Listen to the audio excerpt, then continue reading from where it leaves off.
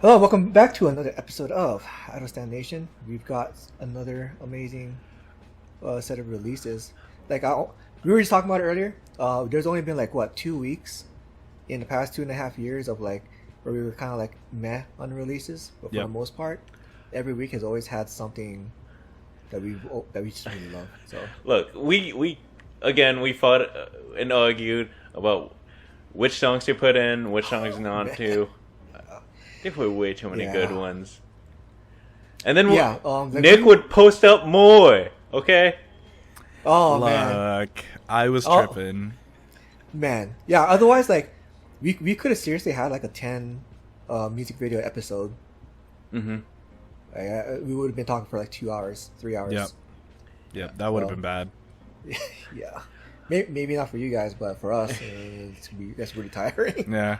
Contrary to popular belief, we do have lives. Yeah. So debatable. Debatable. Or his life is on YouTube. I'm actually kind of jealous at sometimes. So. Same. All right. First one up is a group that I've loved for a few years. Mm-hmm. Nick, you came around to them last year? Was it? Or the year before? So this is WJSN with Unnatural. So it does have some of the new disco elements. That's been a trend lately, right? Mm-hmm. Which is finally starting to die down, thankfully. I do not dislike disco. Yeah, but it was just getting a bit too much. Mm-hmm. You know, I enjoy it, right? Right. I do enjoy disco. I do enjoy funk. You know, jazz, a lot of those associated genres, but it was starting to get too much for me.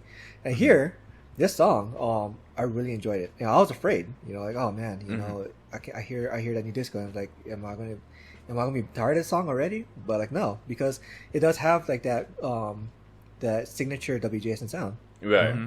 We just don't, you know, when. Because Nick, remember we were talking about when We Just Only first like debuted, and then how they had like a bit of a switch up in their sound, on like their second comeback or on their first comeback. Yep. Mm-hmm. And here we have that established sound that they've had from then. Really, they're one of the more consistent sounding groups. Yeah, definitely. I didn't actually, I didn't know how well their sound would, Wujisanyo's sound would mesh with new disco, right? And but that funk incorporation has really helped them keep their sound. Yep. You know, and it's really helped them like to continue that that soundstage that they've set and everything going forward. And it meshes super well, honestly. Oh yeah. You know, I think it was really smart of them incorporating more funk elements, especially that funk bass line. Right. Yes. Because their vocals, especially like with the way they harmonize their vocals, right, for the girls, and with their signature synth sound, it's very smooth. So having that funkiness to it, the funk bass line especially, really adds a lot more of that kind of texture to the song that would just be too smooth. Yeah. Too smooth, too uninteresting. Mm-hmm. Yeah. Maybe. 100%. Exy with her rap too, man. When she came in with that rap, man, loving it. Right. One thing that also I realized in the song is how well the members can play off each other as well, but also how their voices, while being different, they create perfect transitions. Right. So, like a great example is Yeoreum transitioning to Yeonjung, right? Yeah. That's a perfect transition, even though their voices are so different. Mm-hmm. Mm-hmm. Same with Subin to Bona, like again, like very different voices, but they transition very well. Yep. And the kind of the kind of chanty refrains that they have going on as well, that it is also kind of within their signature sound as well, that we've heard from Secret, from their Secret era way back when, Butterfly, their last comeback. Hearing that here, Butterfly was so good. Kind of Butterfly's so good. And it kind of adds a little bit of a almost playfulness to the sound, but with a little bit of like this cool chicness to it. Yeah. I really enjoy it. Mm-hmm. So one thing that they do also really well is in this song especially is that this song is a very mature sound. It's very it takes a lot of vocal control as well, but they also maintain a little bit of innocence inside of the song. Right. And that's notably really hard for groups to do, because that creates, like, as they're getting older, right, they have to drop that innocent sound because they're not they're not that age anymore where the innocence sound really works. Yeah. But they're, and you see, like we saw with G-Friend, they just went for a straight transition. Yeah. Right. Whereas this has been a lot slower of a transition. Because as their youngest matures and as their oldest gets older, you know, that transition is very effortless for them. And they got very lucky in that aspect. Yeah, especially coming off of their previous comeback with Butterfly, right? Because that kind of took it kind of like as a throwback into like the innocent, pure, pretty kind of realm. Yep. Of course. So now,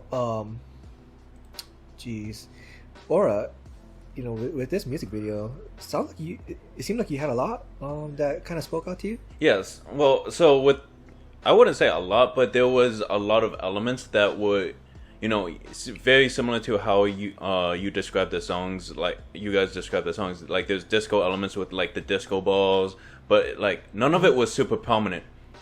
Everything had their own stage, everything had their own parts. And similar to the vocals, you know, they separated each member into a very distinct area to basically put them on almost like a pedestal or a stage where they can truly shine on their own. And that's very similar to how Nick was talking about their vocals. Like they were very distinct, but it melded well into each other despite being in distinct areas. And then when they came together, like it kind of meshed really well and showed like all of them in a line, all of them like glamorous when they're together. Yeah. And it shows like they can stand alone really well, but when they're together, that's when they truly shine. And that's something that was, you could tell throughout with their vocals and they presented it so well visually as well. Yeah, and kind of to tack on to what you just said with that too, the usage of colors, right? So from one scene to another, you'll see in one scene they'll have a primarily white color kind of overlay, and to the next scene very pink, but then to the next scene after that very like you have a lot of gold accents to pop. They did a pretty well thought out color design from one scene to the next. And you could also see it like the transition of colors like really spoke about like almost this music video was basically like a transition from one section of their careers to the next, you know, an evolution of their songs, an evolution of their looks, and using the colors to kind of like have that to kind of explain that evolution was so well done. And you know, it's interesting too because the song itself, it's not truly untreaded waters for them because they have done disco songs before. Right. And I'm not even just talking about in their B-sides for their albums. 2019, they had a summer song, Boogie Up, which was very disco influenced for the primary base of the sound. Right. And you know, here they got it repackaged in a different way. It really does feel very distinct from Boogie Up. So. Yeah. One thing that I will say I did not like about the MV, and I know it's because it's a high energy song, so it matches well, was the fast, like rapid cutting shots and just how quick everything moved. I felt like it was kind of draining a little bit. Yeah. Like, because it was so much to process. You know, I do wish that when like even when the song slowed down, it would have slowed the shots down a lot and just gave it a central focus. Right. But like I feel like a lot of the time there wasn't that focus. It was always go go go go go, and like it was just a lot to process and going forward. Like I know it matched the song well, and I do see that, but it was just kind of draining in my opinion. I don't remember, but does that also coincide like at the part where you're talking about where it kind of makes it hard to focus in because it's like so rapidly cutting? Does that also coincide with the part where they have like that really where the bass is like getting really chromaticized? It was at the same time, but it was just like even when the bass wasn't chromatically moving, it was still rapidly moving. It's like still that. going on Right. on its own Yeah. direction. Okay. Yeah. Okay. Yeah, I did like the chromatic bass especially, but and that was really made a nice change as well. Yeah. But at the same time, like I found myself not focusing as much on the music because I was having to process so much from the MV, Yeah. And I felt like the MV was almost distracting. I mean, that could be also something you could chalk up to almost like the flashing part, where it's like flashing lights and whatever. Yeah. You could attest to that, because I know if they picked certain colors, if they picked the colors incorrectly, it could have caused a lot of mental, like almost like possible seizures, like we've seen with in other like forms of media. Best example would be like Pokemon when it first started, there was an episode that flashed really rapidly, and then like because of the color choices that they picked, it caused a lot of seizures, and that episode completely got removed. If they weren't careful with this one, it could have very much done the same thing. Yeah. I just also feel like a big thing, right, for K-pop MVs especially is glamour shots, right? Yeah. There's 'cause a lot of it here. there's a lot of glamour shots. However, the glamour shots are max like 1 second long. Yeah. Right. Half of them are like half a second long, and it's just like, hey, this person's face gone. Yeah. Like, and I feel like that removes all of the aspects of a glamour shot and just makes it unnecessary filler. Right. Yeah, because you don't get to process in, take in all that. You really don't get to You don't get enjoy to it. take The in the glamour. surroundings, how they match with the outfit, how they match with the person and their skin tone, and all of those things. Like, it just removes everything from the glamour shot, and it makes it unnecessary filler, Right. which adds to the speed of the shots. And I felt like a lot of the MV shooting in here was just super unnecessary and Oh yeah. filler almost. Yeah. Yep. Yeah, I mean, and it goes back to what you originally said too. We get that it's a dance, very dance focused song, high energy. I've had some similar criticism before about this song from. So, speaking of dance, the choreography here, I actually really enjoyed the choreography. I can't remember the last time I've seen a choreography of this style from this group, because in my mind, the prime of WJSN is like their kind of their cosmic era, right? When they first switched up the to like the ethereal cosmic theme from their first from when they debuted. And it was just like a very flowy, kind of like mystical even. But here, it's much more, much more poppy, much more energetic to fit the song. And I really enjoyed it. It's a different side of these girls that I'm not used to seeing. I kind of felt the dance was a little bit more funk inspired, based on the bass of the song and whatever. So, because like, it just reminded me so much of 80s, 90s songs with dances. Yeah, I was gonna say more 90s. 90s, yeah.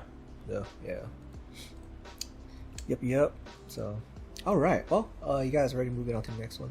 Oh yeah. Damn. I mean, it's an artist that we love. I definitely.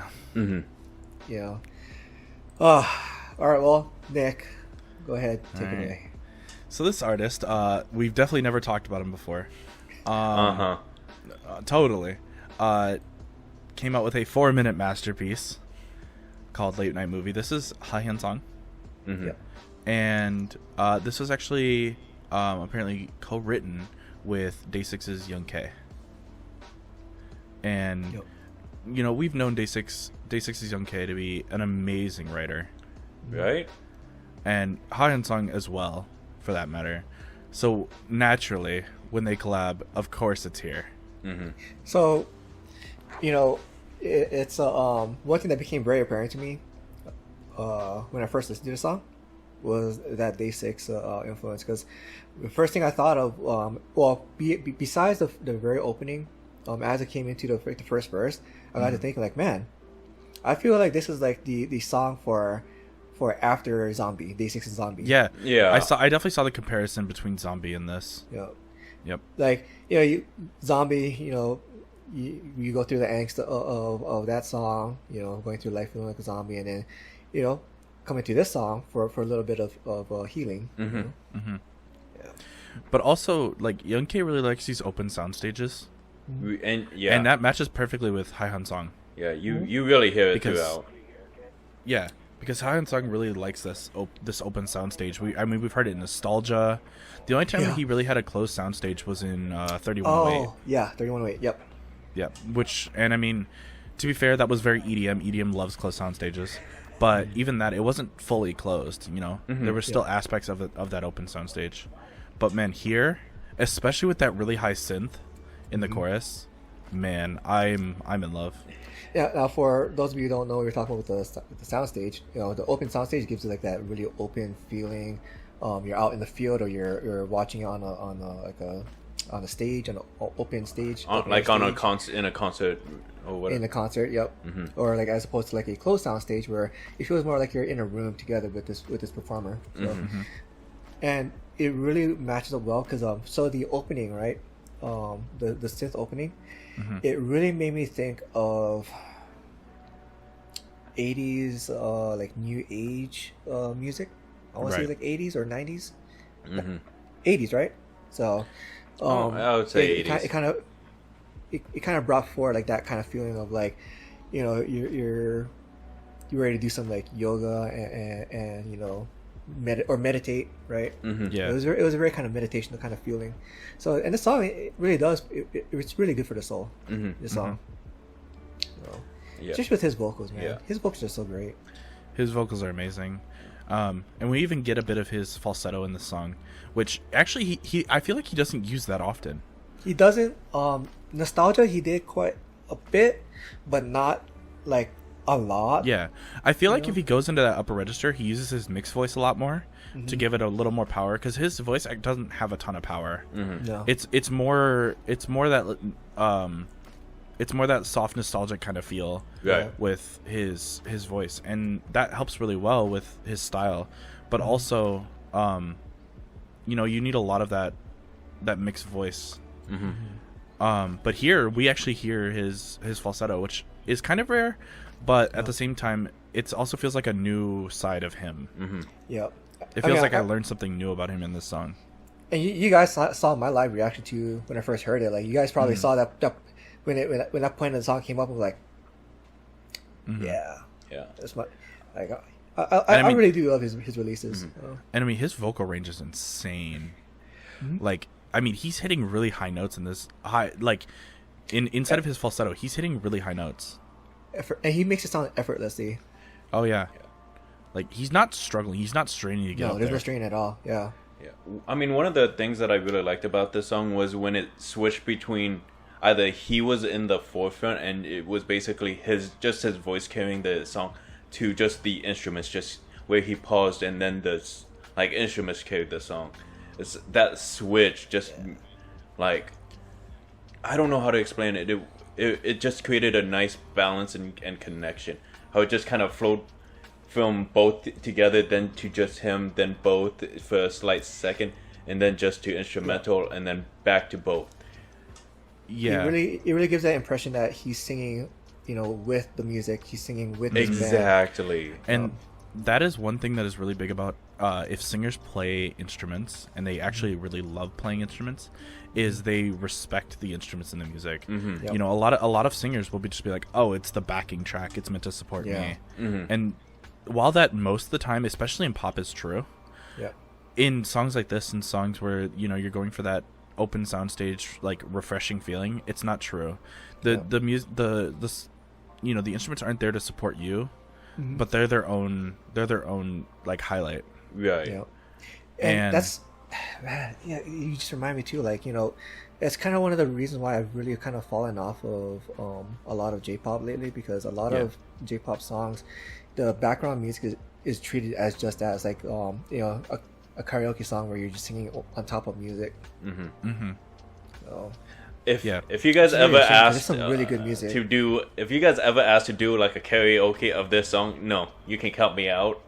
I'm not Nah, doing it. I am never doing karaoke of Hyun song. I will No, never I do don't- it justice. I don't have the high range for it. Nah. But yeah, I feel like also like we talked about it before, but his vocal timbre is very, very unique. Mm-hmm. You know, it's not nasally while also being somewhat nasally, but it's very middle ground in everything. You know, he's not super like vocally stable like operatic singers, but but that unstableness is also something that's very novel and that he plays off of well. Yeah, exactly. The unstableness. It feels what's it called? Not incidental, but like more deliberate. Yeah. Yeah, deliberate. It's a deliberate stylistic implementation. Is what Yeah. it feels like. One thing I really like is there is almost zero vibrato in this song. And vibrato is a technique where, you know, you'll change pitch ever so slightly when you're singing, especially on long held notes, to give it a little flair, to give it a little just to give it a little technique, and it makes it a little more engaging for the users that are listening. Yeah, one of the more well-known uses of vibrato that most people would be familiar with is like when you have a point in a song where you have a very long, extended, sustained note, and especially for like a very powerful note, very high note, and you're kind of like, you know, you hear it, just in and out of it. Eiley. She was very prodigious with her execution of vibrato. Okay. Yep. So, and I mean, other people do it as well. You know, Kim Bum-soo, Han Dong-gun, and pretty much any ballad singer is gonna know how to do vibrato and gonna use it extensively. It's because it changes up a little bit about the song so that it doesn't feel as like going on and on and on, and you know, there's no change. Yeah. Yep. However, in like refreshing, soft-spoken songs, vibrato is often seen as unnecessary and overly powerful. Yeah. Exactly, because for a song that's supposed to kind of generally light in the feel, vibrato is a bit too heavy. Yep. What's also I find crazy about Ha-Hyun song as well is he's not the main vocalist of Happy-Pola. Yeah, which by the way, I forgot to mention that he is a part of that band, which you should definitely check out to get a very strong recommendation. Oh yeah. Yep. We all love that one. Yeah, Big Oh my Wreck God. from me of Happy-Pola versus Your Ocean. It was recently released. Definitely go check it out. It's an amazing song. Yes. But he's not the main vocal.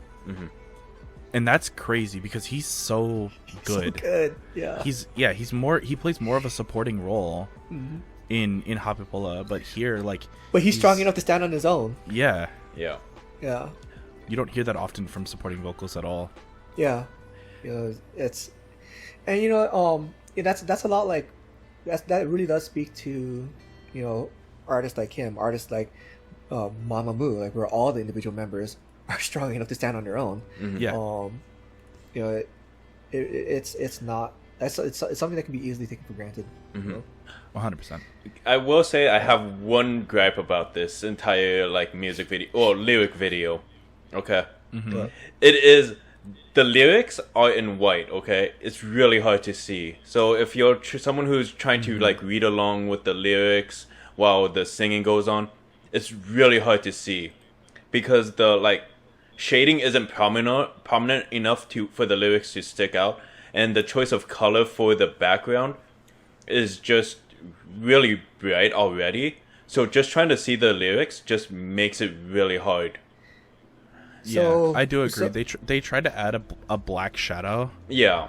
to make it stand out more, but it wasn't enough. I definitely think they should have gone with black lyrics, So- white shadow, if anything. I can tell you that whoever made the video on their screen, it was probably fine, because on my screen it's fine, and because you know for like graphic artists, Right. video artists, they use color calibrated screens. Unfortunately, 99% of the people out there don't have color calibrated screens. Right. Most people use it at their factory settings, which are really overly bright anyways. Yeah. So it's gonna look washed out on your screen. Yeah. So Yep. I didn't realize that until you brought it up. Yeah. Because again, it looks fine on my screen, which is color calibrated, but yeah. I can see that so now. definitely, they probably were really big into color calibration on the editor's screen. Right. But a big part of MVs, and I know this is what like companies do as well, is they cross check on multiple screens. Just That's for super quality important assurance, because to you know? make sure It's everything just like what they do with music. They do the same thing with music for when they're doing the mixing and mastering for release. They on cross check radio. on multiple headphones. They Yep. cross check on speakers, Yep. phones. They cross check on everything. Right. Yeah. However, this obviously wasn't cross checked. It's a lyric video. It doesn't require that much correction, but No. Yeah. So, definitely should have been cross checked a little bit. so you guys ready? Moving on to this next one, Yeah. I'm done. bruh. So, or you want to take it away, or is it gonna be? I think this should be you. fanboys? This should be you. All right, This should be you. bruh. Third Eye with Stalker. And it's been a minute since we've heard from them, right? Yeah. Let's see. Their last one was, it was like last year's It's Triangle, right? Was Was it Triangle? That was the album. Triangle. Yeah. Yeah. So, all right. Oh, Triangle is the album name. Yeah. The last thing that they had was a release of one of their B-sides. Yep. And that was their self-made music video, which Yep. I really loved. But It feels like forever. it does, and that's just how much we love this group. So, Yeah.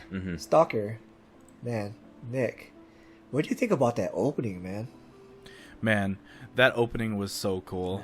Yeah, right. I did not expect them to just go into that like kind of synthy, but also like that that bum ba dum bum. Yeah, gosh, lyric. I lost the word. I know what it's called, and I can't remember. Yeah, I mean, it's definitely a motif of yeah. and they continue that playing that through like even the intro, when they've introduced the bass. Yep. And then they just take it out right before the vocals, which is great because it would clash with the vocals too much. Yep. Because it's in the same register. But man, But they do bring it back later on at parts of the song. It's man. So basically, what I'm getting at is when they use their voice as an instrument, and I can't remember what that's called. There is a phrase for it. But the way they opened up with that, it really does kind of help give you like this sense of anticipation of like, man, this song is gonna be lit. What are they gonna slap us with? Right. yeah. And man, that buildup was so cool because that buildup took you to it, like it opened your mind to so many possibilities right before the chorus. Yeah, and because then they just do a false drop. Yeah, because they came in with that bass, and that bass, and you're like, all right, well, where could you go with this bass? Because you could take it to something more like you could take it to something from like even dance pop to house, or even funk rock, right? It's so widely used. It made it ambiguous, so it just added to that build up of anticipation. Like, I was having so much fun with that just for the first 30 seconds. What's crazy is that the drum track was so trappy. Like it was unbelievably trappy. Yeah, but without it, I don't think you would have had as like, because they've established that sound before, right? Where they use a lot of trap. Yeah. From Do My Thing with their debut, and then going to Out of My Mind. So that kind of helped keep it anchored to within, like, yeah, this is Third Eye sound, Yeah. Keeps it familiar. That's what I was looking I didn't for. expect how much I'd like the super trappy drums with the funk oriented bass. But it works so well as so long as you keep the bass keep it funky without keeping it overly funky. Yep. Because then it would clash a lot. I mean, I think what keeps it all, what puts it all together is like the overall, like the deep house sound that they got going on as well. really makes it very danceable. And Yeah. I'm really kind of craving this type of song. So Yeah, it's super like dance funk, EDM, house. Like it's a super cool mashup of genres. Yeah. And dude, that dance break. bro, so at first, right? At first, I was kind of like almost disappointed. I'm like, I almost wanted like a hard drop, right? Was what what I was expecting, I guess. Expecting or wanted, not sure which one. Yeah. And then afterwards, I'm like, nah, I'll keep it at like the song is I'll keep it as is. Yeah. Yeah. I mean, I think one of the reasons for it is because just like watching the dance throughout the music video, not actually watching like a dance performance or something like that. Based on like this kind of song, it feels like it's easier to learn. It's like, so they want people. It feels like they want people to learn how to dance along to it. Exactly. Yeah. That's the. It's not like overly complicated that you have to be almost a professional to do it. But Yeah, it makes the song feel much more, what was it, inviting? Exactly. Accessible. Exactly. Yeah. Yeah. And then Yeah. and all the like all the colors that they're choosing, it like gets you motivated, gets that energy, that blood flowing into that dance. So like really it just is inviting you to dance to the song. That's honest. Yeah. How it feels, So Which the music video itself was, again, as always with Third Eye, I really enjoyed the music video. It was fun. Oh yeah. So, Nick. So I kind of want to take it back to like that dance break, because I know you're about to go with something and I cut you off there. So like I kind of want to go back to that and hear what you had to say about that, because I'm really interested. So I think definitely inside of that dance break, I think they were definitely building up to a dance break, because their song has a lot of tension built up into it. right. Yep. While also not maintaining like that it had to happen. Yeah. There was no oh, this has to happen in order to make it like a good song. Yep. And that was really well planning by them as well.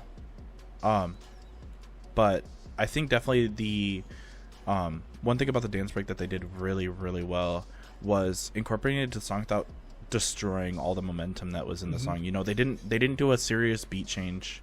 Yep. There was no aspect of it that was like interrupting.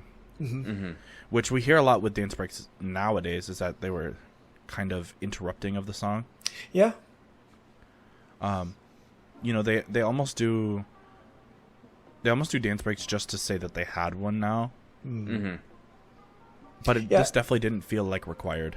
Yeah, it definitely became a trope of a lot of pop songs to have that disruptive dance break, as you say.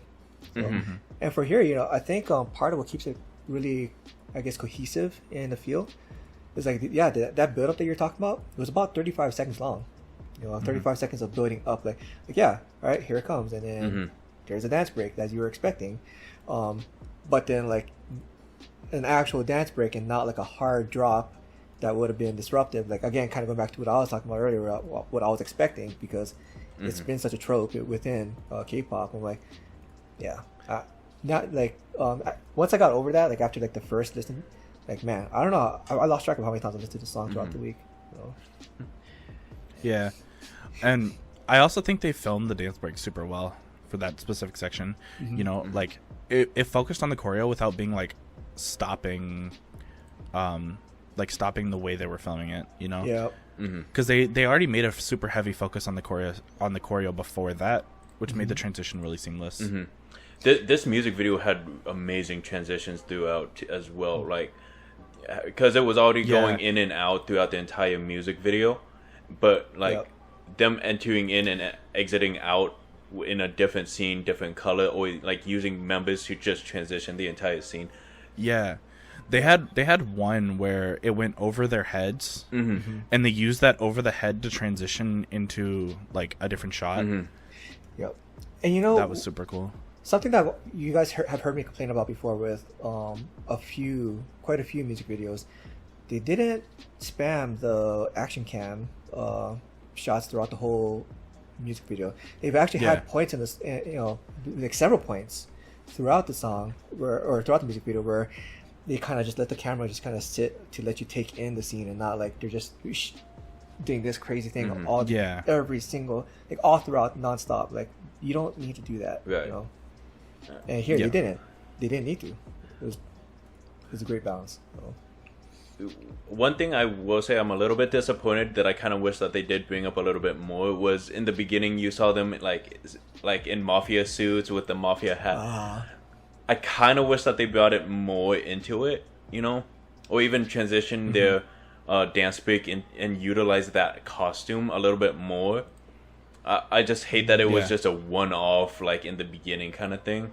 It just felt a little bit disappointing. Just kind of tease something, a strong, empowered women as like mafia boss kind of esque style, only to just not be used again. You know. Yeah. I mean, I guess they just didn't want to go too far back into Queen again. Mm-hmm. So.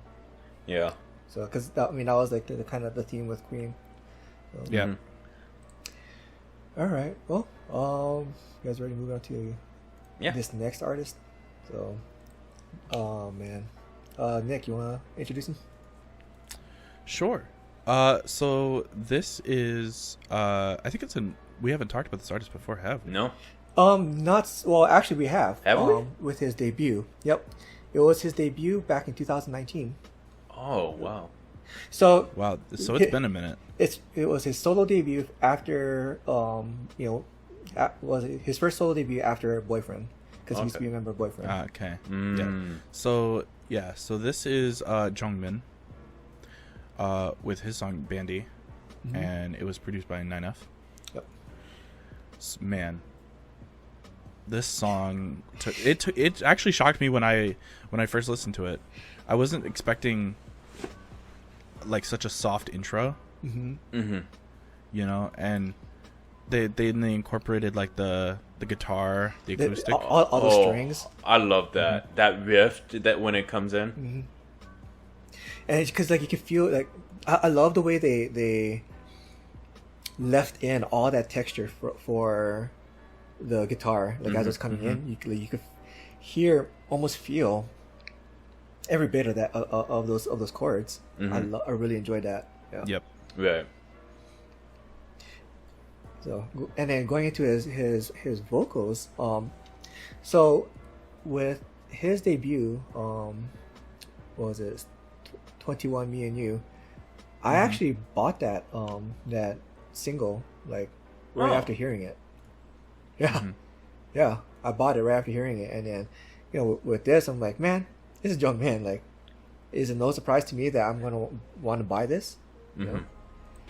Yeah, and I mean, so one thing is it's almost like a rock ballad, but there's almost not enough rock to call it rock, you know? Yeah. Like it's only in the chorus. The rest of it is more ballad like. I'm more inclined to call this a ballad with rock aspects.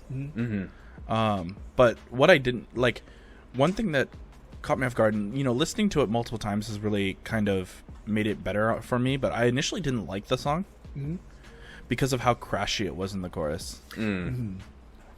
Because we went from like the soft kind of or the soft kind of verse to like a rock power driven drum and bass oriented chorus, and it was also in the same register he was singing in. And so it made it really crashy and dissonant. There was a ton of dissonance. So originally I didn't even like it, but listening to it multiple times, I understand it better now. But man, now that I expect it, I like it a lot more. So I wonder about that for you guys. I liked it right off the bat. I don't. Like, as I'm going through it, right? I was trying to figure out, like, because what it was that kind of allowed me to like kind of not so much expect it, but be open to that crashiness that you're talking about, because I was definitely open to it, and when it came in, I was like, it gripped me, right? And Right. at that time, I wasn't the first time listening to it. I was not settled, like fully settled, like that. I like super love this song, but you just from the opening, I already knew like, yeah, I like this song. Mm-hmm. And then it gets to the crashing part that you're talking about, and it's like, that's different, that's novel. I was open to it. Haven't really fully decided yet. But then as the song progressed, right, especially because of the way he delivers his vocals, right, you can hear the emotional strain that he would put into his vocals, right, at points of the song. I guess that's the part that really kind of like put it all together for me on the first listen through. For me, so I felt mixed, to be honest. So musically, vocally, like I really enjoyed it. This is something that, you know, I've this kind of music I honestly do enjoy listening to, especially with the vocal strain, the instrumentals like in the back, and it neither overtakes the other. So I really enjoyed that part. But when it came to it visually, I very much felt the same as Nick, because it was very shaky, it was very crashy. It was using all sorts of like lime green Animation effects. Yeah, the lime green animation effects to kind of convey something. Color choices, I would have liked to see a little bit more variety. And also like maybe the choice of like filter, light filter, have that be a little bit more variable. But again, I do understand it. And having rewatched it, I have begun to appreciate it. It's still not my favorite thing, but I understand it. Yep.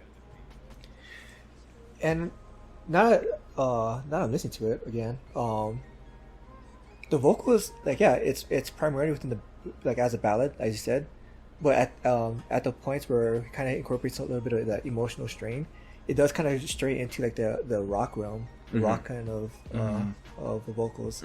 So I guess that's another thing that kind of helped keep it like feeling like it was a cohesive song to me. Right. So. Yeah. It just honestly felt like it didn't become a usual ballad that we had. We had a lot of. We've had a lot of ballads, okay, and we've listened to a lot of them, and yeah, it's dissimilar enough that it can keep us engaged, but also like soft enough to like not overly crashy to kind of like push us away, you know. Yeah. Yeah. Yeah, and you know, with the those rock elements that you're talking about, it reminds me of this American rock band that I used to listen to, and I can't remember the name, but they're not like punk rock or heavy metal or anything. They're like more like a progressive rock band, and yeah. And now that I just like realized that, I'm like, that makes a lot more sense now as to why, you know, I enjoyed the song a lot more, like immediately. That I took to it immediately. So yeah, man, like, this is another song that when I first heard it, like after I first listened to it, I'm buying it. I'm buying the mini album or single that it comes out on. So it's pretty basically. Jihoon's card is up to like $500-600. No, more than that. It's more like $1,200. I feel the same. My card's like $700 or $800. I think the only thing that's stopping me is I literally don't have room anymore. Yeah, same. And you know, like I want to get another shelf for my albums, but like I just want to wait till I go back to Japan. And so I think that's really what I'm waiting for is, you know, when I move back to Japan, then I'll buy all this stuff, and that way my wife and I, you know, can enjoy the albums together. Yeah, like the only thing that's what's stopping me is I just don't have room anymore. Like what I've been thinking about honestly is like doing like a almost like an album tour, like showing what's on my shelves, just so that way like I can show it, and then people don't have to ask me like what do I have and whatever. Look, and you know, just build a don't forget room. too, just like build a room of albums. I got stuff too that's like retired off the shelf in boxes somewhere. Yeah.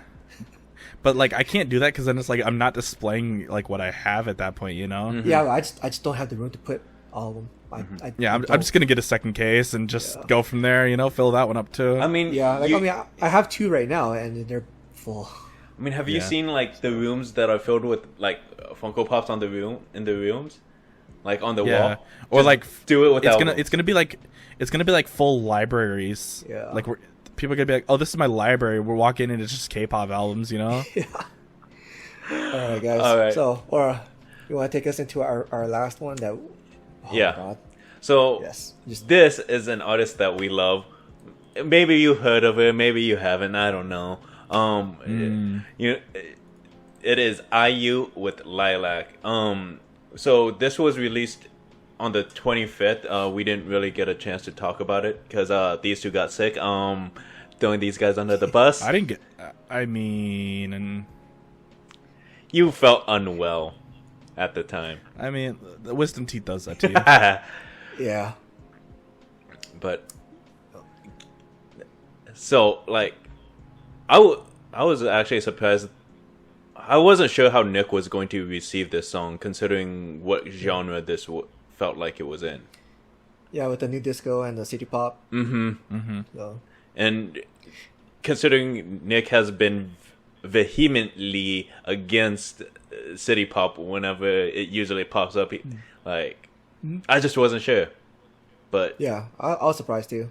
So, I mean, So was I. I mean, was it the? I guess like the was it like the greater presence of bass? Because like with city pop, you know, coming from its Japanese origins, not a whole lot of bass in there, but having that new disco elements in there to kind of add in some bass, and then the funk as well. Like, is that what kind of? So the funk was really nice as well. Yeah, 'cause like that you talked about guitar, the man, the prominence of the bass, but also her it wasn't vocals, overly nazy. Yeah. Yeah. You know, it wasn't super forward in the voice because IU doesn't sing that way. Yeah. But also on top of that, I mean, it was a great combination while not being full send new disco. Right. It incorporated some of like I don't like new disco because it feels overly done and it feels like way too extra. There are elements of new disco that I do like. And this like it has complements those it elements. perfectly. Yeah, Okay. it has those elements. You know, it has that like kind of muted guitar that I do like. Yeah. While not being overly like full send disco. Yeah, because it basically it doesn't go full into new disco, it doesn't go full into city pop. It just keeps the elements that are palatable. It's a good. It's enough that I say, oh yeah, it has these elements and these elements, you know, but it's not like full send city pop that I don't like, you know, and I mean there is a little more disco than I'd like there to be, but at the same time, you know, you can't do disco without doing disco, you know, right. Yeah, it's almost kind of like not it's short of all or nothing. Yeah. So one thing I also really liked was the amount of chromaticism in this song. You know, that changes it up a little bit as well. Yeah. So I mean, yeah, I really enjoyed this song, and I think also a lot of the time when artists do new disco, they kind of have to like they don't suit new disco. So like one new disco song that I really didn't like, even though it was from a group that I really do, was Mago with G-Friend. Yeah. It's because they don't really suit that sound, Right. in my opinion. I mean, You know, they don't really suit that sound. They never did that sound up until Mago. I was about to say because you don't have the established precedent, whereas here with Lilac with IU, there is a lot of precedence throughout her discography with the song. And she combines stuff that she's done before, like that jazz, oriented sax, right? Yeah. She's done a jazz oriented sax before. She's done disco before. Yeah. I mean, even as So, far like- back as You and I, disco. Yeah. So like IU already had that voice precedent set that like, hey, I can sing this type of music. And has explored that before. And so I didn't feel like it was a change for the popularity. I felt like it was just something she wanted to do. Right. Yeah. You know, whereas other groups, other groups that have done this like new disco type of feel, I feel like it's more their company did it for the popularity rather than it was something they actually wanted to explore. It was a marketing move, not an artistic move. Yeah. And I value artistic moves much more than I do marketing moves. Man, you touched on this, but her wispy vocals, loved it so much. I fall in love with it. I fall in love with her wispy vocals all over again every single time. Yep. Every single She has like these bouts between her comebacks where it's like it just allows you enough time to forget how good IU is, and then she comes back and you're like, this is how good IU is. Yeah. Like, it feels like a rediscovery every time. Yeah, because like there's releases where she has like some really weightiness to her voice, right? Emotional weightiness to it, and then you got songs like this where it's just so wispy and smooth. It's just like it's taking you away to you're just getting carried away in her voice. Right. I love it. And that's something you could very much see comparatively with IU's other release that was released this week as well, which was week Coin. Because that one was a much weightier voice. She used a much deeper voice. So when you listen to them side by side, you get to hear her range. You get to hear the differences, and that it helps you to really appreciate both sides of IU within almost the same realm. But because I mean that Coin was much more had a lot more funk influence in it, and that weightier voice plays much better into funk. Exactly.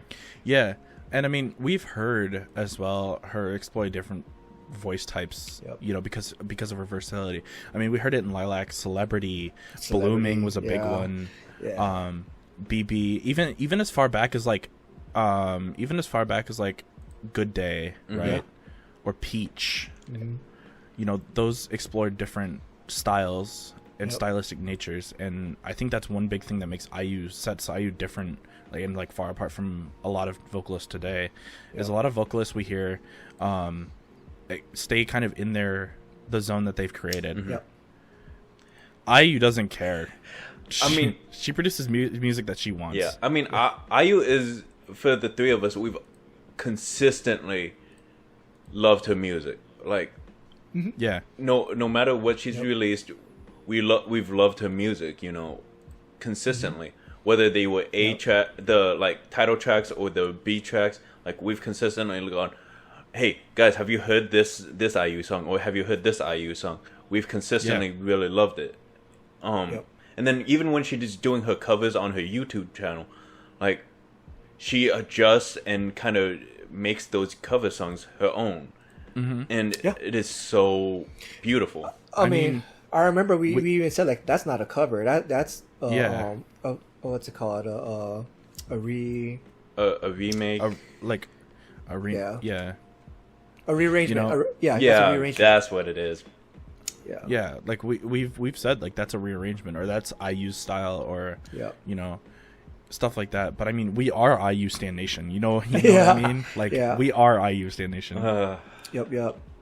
Yeah, and I mean, for those of you who don't really know, so a cover will usually try to keep within the spirit of the song, same with to keep the spirit of the musical accompaniment, the spirit of the vocals. Rearrangement, they'll kind of keep all bets are off. Yeah, you'll kind of keep to the same general feel. It's the same lyrics with the same somewhat feel. Yeah. Somewhat feel, but sometimes you've even seen a whole change up of feel as well. Yeah, we've seen rock rearrangements of ballads before. Yep. Yep. Or even from across similar groups, when Oh My Girl did a cover of a lovely song, Destiny, and it was just ended up being a whole rearrangement, totally different feel. So and then to bring it back to Lilac, because we've just gone off the hinge to an IU tangent.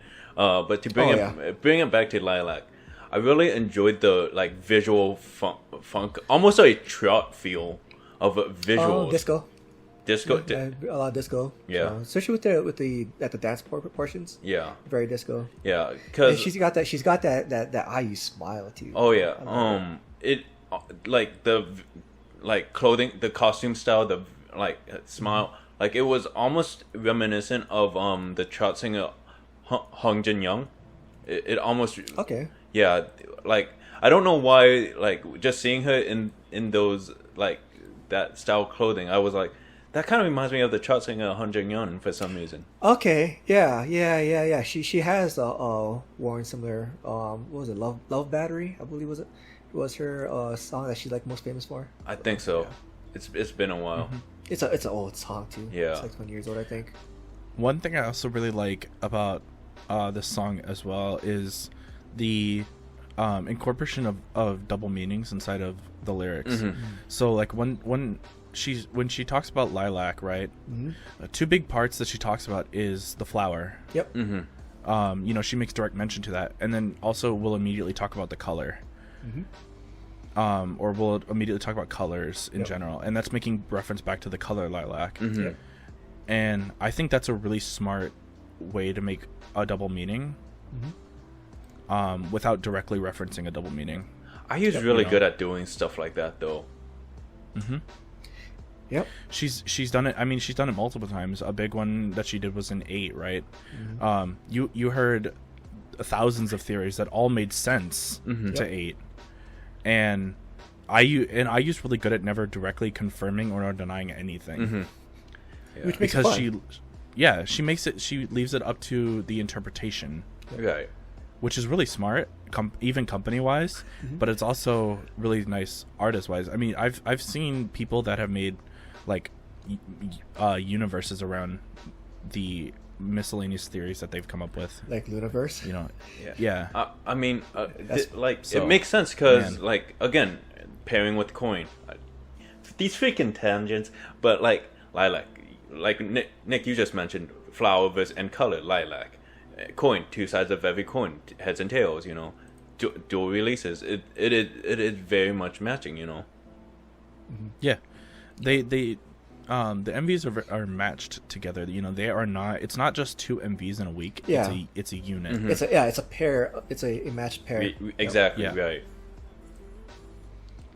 And So, which makes sense too. I mean, well, let's say it always makes sense, but like musically, it does make a lot of sense too because like with Coin, it's very 80s funk. You know, you do hear a lot of like what's it called, James Brown and Rick James. You know, Yeah. kind of feeling in that song. And here you got Lilac, a lot of new disco, which new disco has a lot of the kind of 80s feel as well, like Yeah. late 70s, 80s feel. So, Yeah. yeah. So It's consistent. So we're honestly just gushing over IU at this point. every single time, I mean, it it gets was us gonna every happen. single time. Yeah. All right, well, picks of the week, gentlemen. Picks of the week. Oh boy. Oh boy. Bae. Yeah, no, right? I'm down to 3. I'm going with IU. Screw it. IU. You're down to 3. I'm down to 6. And Aura just like that, you know. I Yeah, don't know how you do it, man. I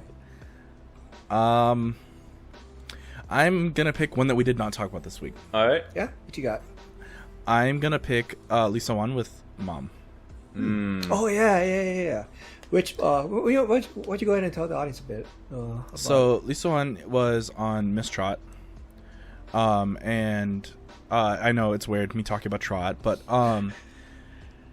so Lisa Wan was on Trot, and she came out with the song Mom, which is Trot ballad infusion. yeah, It's very more specifically interesting. folk ballad.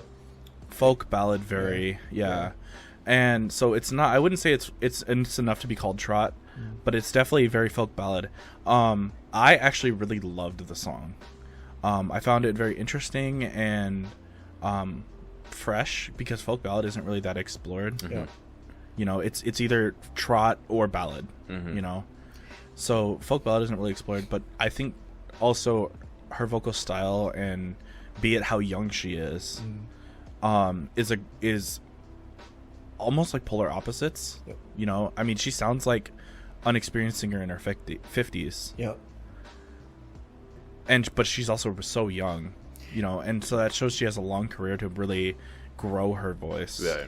Yeah, for those of you not familiar, which probably is the bulk of you who are not familiar with Korean folk ballad, check out Arirang. That song is I like, love that song. yeah, same. That is the song that like is like the best representative of Korean folk Yep. ballad. But this song also has really, really, really traditional instruments in it, which also really adds to that folk ballad-esque nature.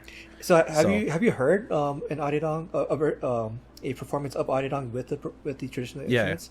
Isn't it? It's so amazing. You know? It's so great. Yeah. So yeah, that's definitely gonna be my pick of the week. So I think I have to give it to Jeongmin.